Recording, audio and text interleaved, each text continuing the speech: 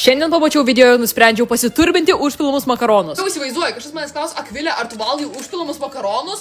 Kaip tu neatskiri užpilamų makaronų nuo šito gurmaniško patiekalo, kurį dabar padarysiu? Ar nusipirkti ingredientus? Galit man atsakyti, kodėl visi receptai yra dėkit kažko, ko norit iš akies. Girdėjau, šitinam dong makaronai labai gerai tinka raminui. Kas negerai iš tų svogūnų? Tu taigi normalų pasimk, bet čia polina galvos. Visiškai neapsisprendžiau, kurio aštrumo noriu namdong makaronų šitų. Nes aštrumą galima pasirinkti pagal tiek, kiek čilių prieskonių įdėsite, tai aš nežinau, kiek dėti Į jų. puodą sudėti sutarkuotas morkas į svogūnus. Vienam žmogui tą visą svogūną suėsti reikės. Sultiniai du, tai ir porcija bus dviguba. Pasimsiu vieną vištienos skonį, kitą kimči. Tai česnako skiltelės ir petražolės. Kiek petražolių? 3/4. Ką mes čia skaičiuojam? Galiu paklausti. Atrodo, yra 10 vakaro, tai čia yra jau late night snack toks. Sumaišau ir supilu sultinį, kuris jau atrodo kaip sriuba. Dabar laikas skaniausiams makaronams. Pargausiu sultinį ir pasižiūrėsiu, kiek man dėti prieskonių ir kiek man dėti čili padažo. Čili padažo kaip slabakui, nežinau kiek dėti, bet visai be skonis mes pamiršome pusę ingredientų. Pagardinam iš akies, ane?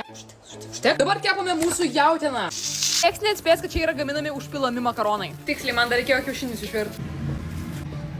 Kaip gerai atrodo, davai varom pargaut. Šito ir nemokant gamint galima žiauriai skaniai pagaminti.